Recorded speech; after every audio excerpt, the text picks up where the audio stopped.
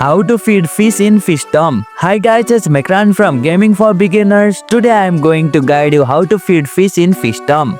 Feeding fish in Fishdom is quite easy, so without any delay, let's start the video. Open the Fishdom app, launch the game on your mobile device, find the fish, look for the fish that needs feeding.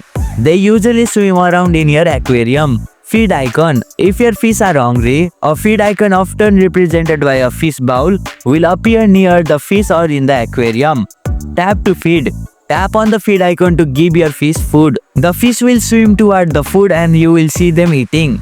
Watch for happiness. Once feed, your fish will become happier and give you a small reward like coins or booster in your aquarium's beauty rating.